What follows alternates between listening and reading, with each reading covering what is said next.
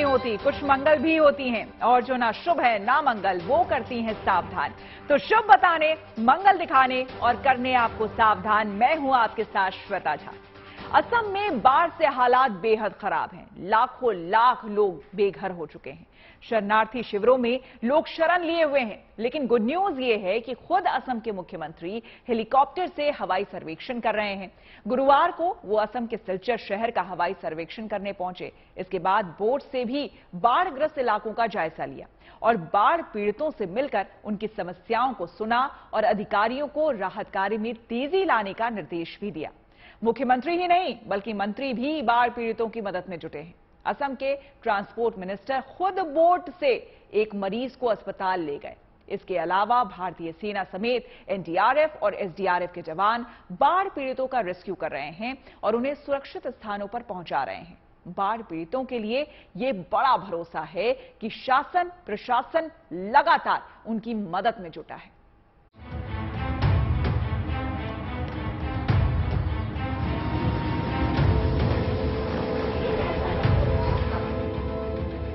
असम में बाढ़ का कोहराम कम नहीं हो रहा है और सेना की टीमें लगातार लोगों को बचाने का काम कर रही है।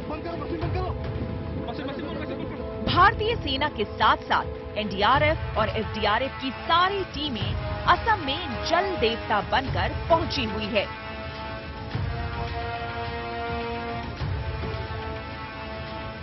बाढ़ पीड़ितों को सुरक्षित ठिकानों पर पहुंचाने के लिए ये लोग दिन रात रेस्क्यू में जुटे हुए हैं। सिलचर में बाढ़ में अपने ही घर में बंधक बनी महिला को एनडीआरएफ की टीम ने मौके पर पहुंचकर बचा लिया। वहीं असम के मुख्यमंत्री हिमंता बिस्वा शर्मा ने बाढ़ का हवाई सर्वेक्षण किया। इसके बाद बोट से बाढ़ग्रस्त क्षेत्र का जायजा लिया और बाढ़ पीड़ितों का हालचाल भी जाना। जबकि असम के परिवहन मंत्री परिमल शुक्लबैद्य बाढ़ के बीच नाव चलाते हुए एक मरीज को अस्पताल ले जाते नजर आए।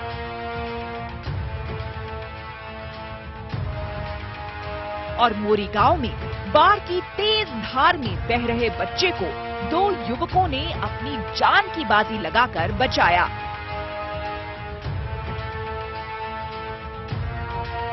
वहीं जिन इलाकों में राहत कर्मियों को पहुंचने में परेशानी हो रही है, उन इलाकों में बाढ़ पीड़ितों के लिए हेलीकॉप्टर से राहत सामग्री गिराई जा रही है। और बोगई गांव में बाढ़ का पानी घरों में घुस जाने से लोगों को राहत शिविरों का रुख करना पड़ रहा है। राहत शिविर में शरणार्थियों के लिए खाने पीने का पूरा इंतजाम किया गया है। रूह कपा देने वाली ये तस्वीरें असम के सिलचर की है। सिलचर की सड़कों पर समंदर का सैलाब है। जिन सड़कों पर कभी मोटर गाड़ियां दौड़ती थी, आज उन सड़कों पर बोट से बाढ़ पीड़ितों का जायजा लिया जा रहा है। इस मोटर रिक्शे को देखिए, कैसे ये अपनी जान को जोखिम में डालकर सुरक्षित ठिकाने की तलाश में दरिया के दर्द को चीरते हुए चले जा रहे हैं। अरे ये क्या, देखिए, बचाव कर्मी एक घर के दरवाजे को खोलने की कोशिश कर रहे हैं। किसी तरह दरवाजे को खोलकर राहत कर्मी इस घर में दाखिल होते हैं और घर में रखे सामानों को एक एक करके बोट में रखते हैं। इसके बाद घर में फंसे लोगों को बाहर निकालकर बोट में बैठाते हैं।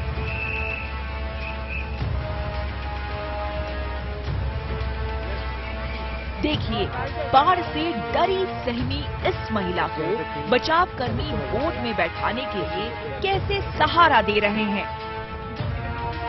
असम की बाढ़ का सबसे ज्यादा कहर नावगांव पर पड़ा है। पूरे नावगांव में बाढ़ का पानी पसर गया है, जिससे पूरे नावगांव में सन्नाटा छाया हुआ है। नावगांव प्राथमिक स्वास्थ्य केंद्र का ये कर्मचारी घुटने भर पानी में पैरों की हलचल से मानो जिंदगी की रफ्तार की धड़कनें नाप रहा है, क्योंकि बाढ़ के कोहराम में प्राथमिक स्वास्थ्य केंद्र खुद ही बीमार है। इन तस्वीरों को देखकर यहाँ की बर्बादी का अंदाजा लगाया जा सकता है। यहाँ बाढ़ की मार झेल रहे मकान तो हैं, लेकिन जिंदगी बियाबान है। इक्के दुक्के लोगों को छोड़कर यहाँ कोई नहीं है। बाढ़ के डर से लोगों को सुरक्षित स्थानों पर शरण लेने के लिए मजबूर होना पड़ा है। इसमें दो राय नहीं कि इस बाढ़ में असम को भारी बर्बादी का सामना करना पड़ा। इसमें दो राय नहीं कि इस बाढ़ में असम को भारी बर्बादी का सामना करना पड़ा है, लेकिन सरकार और शासन इससे निपटने की लगातार कोशिश कर रहे हैं। खुद मुख्यमंत्री हिमंता बिस्वा शर्मा ने बाढ़ग्रस्त इलाके का हेलीकॉप्टर से हवाई सर्वेक्षण किया। इसके बाद एनडीआरएफ की टीम के साथ लाइफ जैकेट पहनकर बोट के जरिए बाढ़ वाले इलाकों का जायजा लिया और बाढ़ पीड़ितों के बीच पहुंचकर उनका हालचाल जाना, बातचीत की और हर संभव मदद करने का भरोसा भी दिया। असम में बाढ़ की तबाही इतनी ज्यादा है कि इसकी भरपाई करना मुश्किल है। इस बाढ़ से सबसे ज्यादा परेशानी उन मरीजों को है जिन्हें अस्पताल पहुंचने में बेहद परेशानी का सामना करना पड़ रहा है। असम के परिवहन मंत्री परिमल शुक्ल वैद्य बाढ़ के बीच नाव चलाते हुए एक मरीज को अस्पताल ले जाते नजर आए। मौसम विभाग के मुताबिक असम में होने वाली बारिश पर लगाम लग सकती है, जिससे बाढ़ पीड़ितों और प्रशासन को भारी राहत मिल सकती है। सिलचर से दिलीप सिंह, जोरहट से पूर्ण विकास, गुवाहाटी से पल्लव बोरा और नावगांव से Anupam Mishra, good news today. Assam में आई बाढ़ बर्बादी की पटकथा तो लिख रही है, लेकिन उस बर्बादी से निपटने के लिए लगातार कोशिशें जारी है। बाढ़ पीड़ितों के खाने पीने का इंतजाम किया जा रहा है, लेकिन जिन इलाकों में ये राहत सामग्री नहीं पहुंच रही है, वहां हेलीकॉप्टर के जरिए फूड पैकेट्स गिराए जा रहे हैं ताकि पीड़ितों के बीच ये राहत पहुंच सके।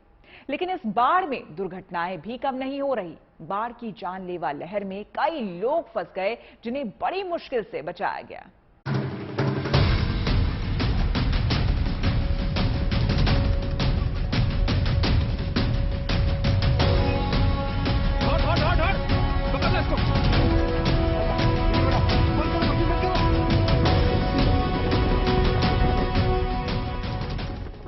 असम में जल प्रहार जान माल को भारी नुकसान पहुंचा रहा है।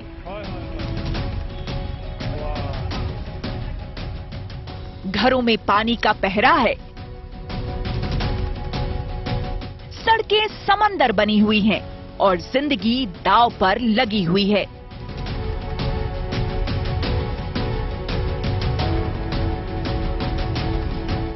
ऐसे में बाढ़ पीड़ितों के लिए राहत शिविरों और सड़कों पर जिंदगी गुजारने के अलावा कुछ बचा नहीं है। लेकिन सबसे भयावह ये है कि प्रलय का ये पानी जान पर भारी पड़ रहा है।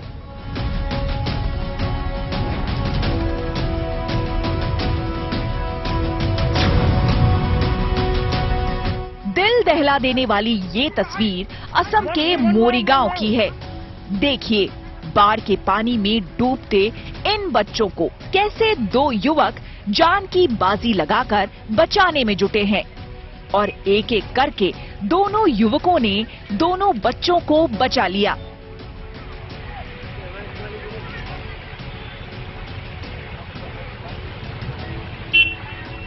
बताया जा रहा है कि तेज रफ्तार पानी में ये दोनों बच्चे सड़क को पार करने की कोशिश कर रहे थे।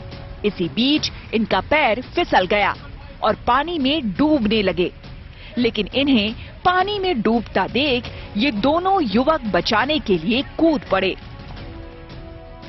गनीमत रही कि दोनों बच्चे पानी के बहाव में ज्यादा दूर नहीं गए थे और युवकों ने इन्हें दबोच लिया और खींचकर दोनों को बाहर ले आए।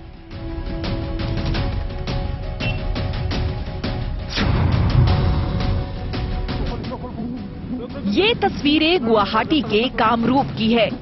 कामरूप में एनडीआरएफ के जवान एक शख्स के लिए देवदूत साबित हुए। एक शख्स बाढ़ की लहरों में जिंदगी से जूझ रहा था। उसी दौरान गश्त कर रही एनडीआरएफ के जवानों की नजर उस शख्स पर पड़ी। आनन फानन में जवानों ने बोट उसी तरफ मोड़ दिया और उस शख्स को पानी से खींचकर बाहर निकाला।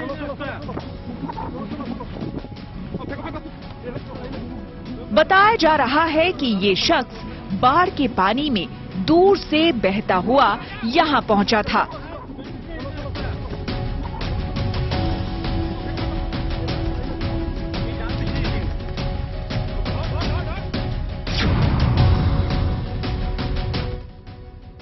राहत देने वाली ये तस्वीरें बोगई गांव की है। हालांकि बाढ़ की विभीषिका में यहां सब कुछ बर्बाद हो चुका है, लेकिन शरणार्थी शिविरों में शरण लिए लोगों के लिए खाने पीने और रहने का सारा प्रबंध है। यहां बाढ़ पीड़ितों को बाकायदा भोजन परोसा जा रहा है।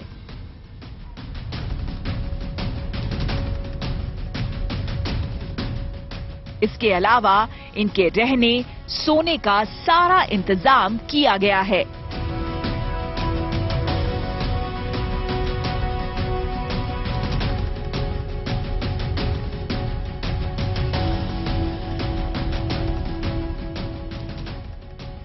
बोगई गांव से करीब 500 लोग शरणार्थी शिविर में ठहरे हुए हैं।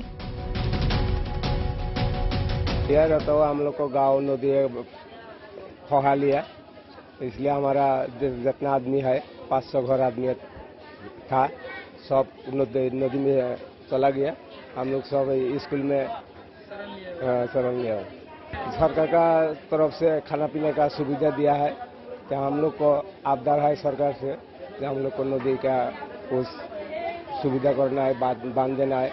मेन रोड चला गया तो हम लोग को घर बारी चला गया।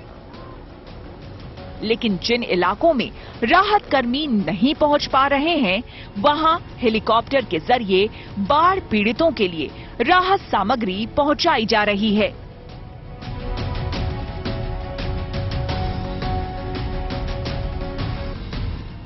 हेलीकॉप्टर से उन इलाकों में फूड पैकेट्स गिराए जा रहे हैं, जिससे लोग अपनी भूख मिटा सके।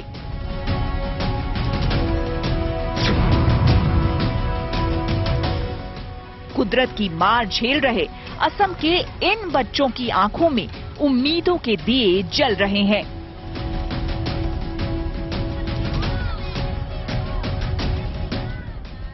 बाढ़ प्रभावित नागांव के फूलोगिड़ी इलाके में नन्हे मुन्ने बच्चों को जिंदगी जीने का हुनर सिखाया जा रहा है। एकीकृत बाल विकास सेवा के जरिए इन बच्चों को खेलना और बोलना आदि सिखाया जा रहा है। यही नहीं, मेडिकल कैंप लगाकर बाढ़ पीड़ितों की सेहत की जांच भी की जा रही है। अभी मतलब असम में बहुत इधर बाढ़ हो रहा है, तो हम लोग का जो आंगनबाड़ी सेंटर है वो सब बंद है, इसलिए प्री स्कूल नहीं कर सक रहा है। तो इसलिए हमने रिलीफ कैंप में ही मतलब एक मॉडल AWC जैसा बना के बच्चों को प्री स्कूल का एक्टिविटीज करा रहे हैं। जैसे आपको हम लोग मॉर्निंग में प्रेयर करते हैं, फिर थोड़ा फिजिकल एक्सरसाइज करवाते हैं, फिर उसके बाद हम लोग को जो प्री स्कूल एक्टिविटीज है उसके अंदर जैसे कि गाना गाना, हाँ, थोड़ा कुछ पजल मिलाना, हाँ, ड्राइंग करना, ऐसा वगैरह एक्टिविटीज हम लोग का जो प्री स्कूल का डेली रूटीन का जैसा है, रूटीन में जो एक्टिविटीज होता है उसको कराते हैं। असम में एनडीआरएफ की 14 टीमों को राहत काम में लगाया गया है, जिसमें 400 जवान 70 बोट पर सवार होकर बचाव काम को अंजाम दे रहे हैं।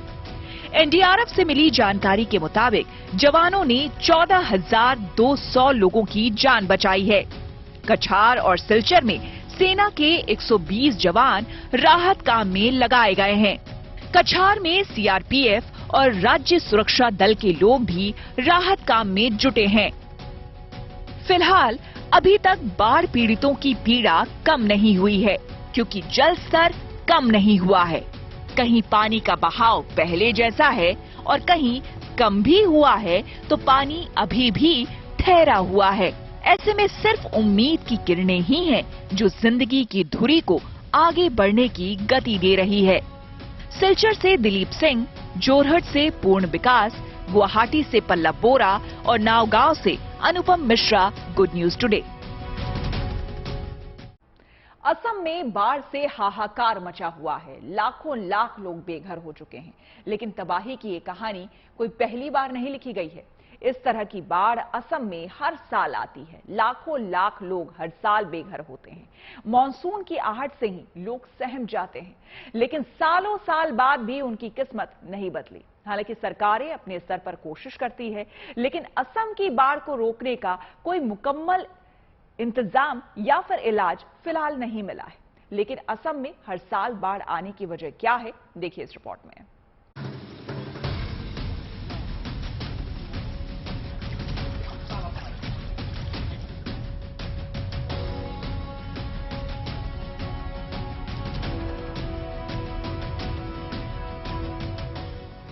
असम की जिन फिजाओं में चाय बागानों की खुशबू तैरती है, वो असम आज बाढ़ से बेहाल है।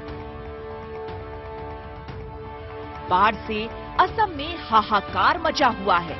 हाहाकार और चित्कार की ये तस्वीरें सिर्फ इस साल की नहीं है, बल्कि ऐसा ही कोहराम 2021 में भी मचा था और इससे कई साल पहले भी। असम में बाढ़ का इतिहास बेहद पुराना है।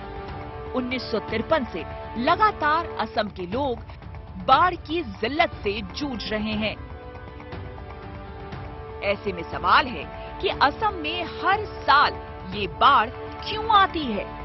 क्यों हर साल लोगों को घर, जमीन और खेत खलियान से बेदखल होना पड़ता है?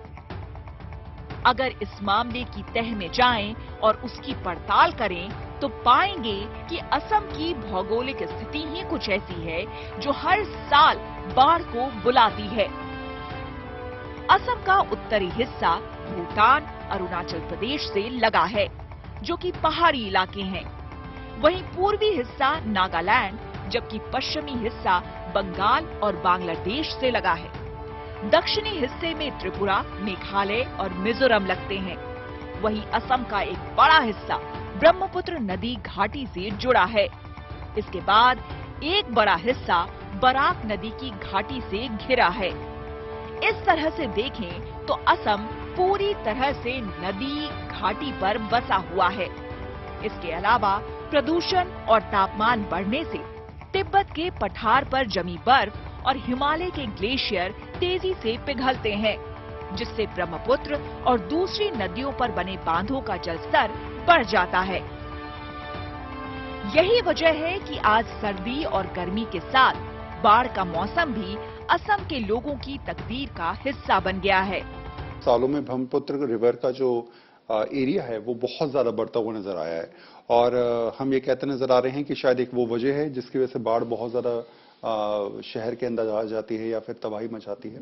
देखिए, ब्रह्मपुत्र नदी जो है वो जिस तरह जहां बहती है ना, वो घाटी का एरिया है सारा, और उसमें क्या है कि नदी, बारिश ज्यादा है, नदी पे इतना ज्यादा उसका जोर है, इस तरीके से जैसे कहीं ना कि उसका फ्लड तो तभी आता है जब नदी इस तरह से बह रही है, उसका फ्लो इतना ज्यादा हो रहा है कि कंट्रोल में है नहीं हमारे, वो हम कैसे ब्रह्मपुत्र को कंट्रोल करेंगे।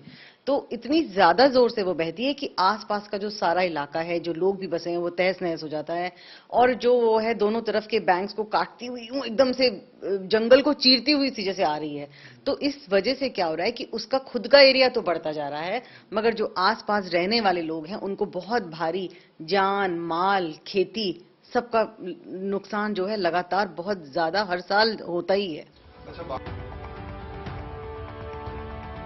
जो ब्रह्मपुत्र नदी असम की खुशहाली की सबसे बड़ी वजह है, यही नदी उसके शोक का कारण भी बन जाती है। असम का कुल क्षेत्रफल 78,438 वर्ग किलोमीटर है, जिसमें से 56,194 वर्ग किलोमीटर ब्रह्मपुत्र नदी घाटी में है। तो इससे नदी के फैलाव का अंदाजा लगाया जा सकता है कि जिस वक्त इस नदी में बाढ़ आती है, उस असम की खुशहाली में ग्रहण लग जाता होगा। असम में ब्रह्मपुत्र नदी की छोटी बड़ी कुल 35 सहायक नदियां हैं। तिब्बत और अरुणाचल प्रदेश से होते हुए जब ये नदियां असम में प्रवेश करती हैं, तो पहाड़ी इलाके से सीधे मैदान में आ जाती हैं और नदियों का बहाव तेज होने की वजह से ज्यादा तबाही होती है। हर साल चीन, भूटान, नेपाल और पड़ोसी राज्यों से छोड़े गए पानी के कारण असम में नदियों पर बने तटबंध टूट जाते हैं।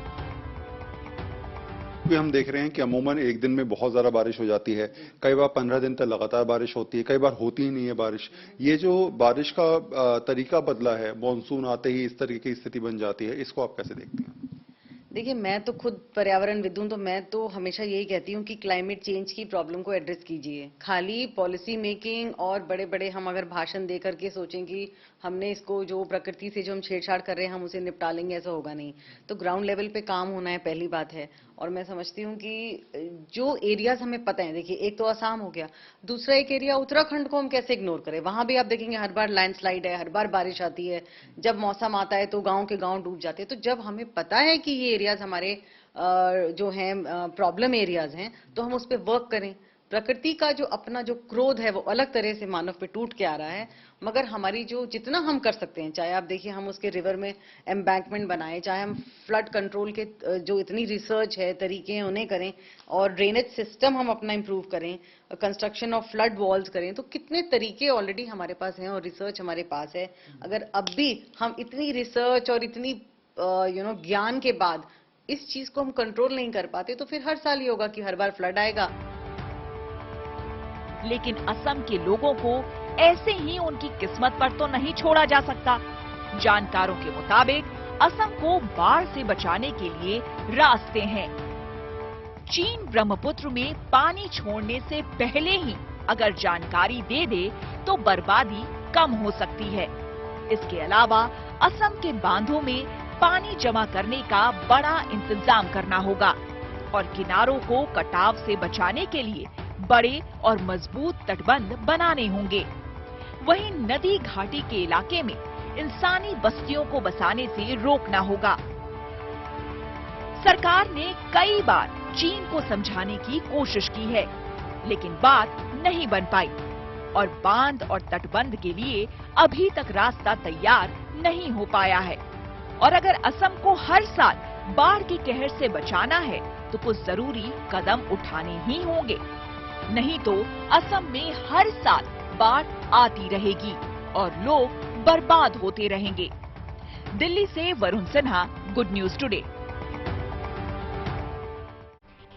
उम्मीद है आपका दिन शुभ रहा। तो कल की मंगल कामना के साथ आपको रहना है सावधान। तब तक के लिए मुझे यानी कि श्वेता झा को दीजिए इजाजत और आप देखते रहिए गुड न्यूज टुडे।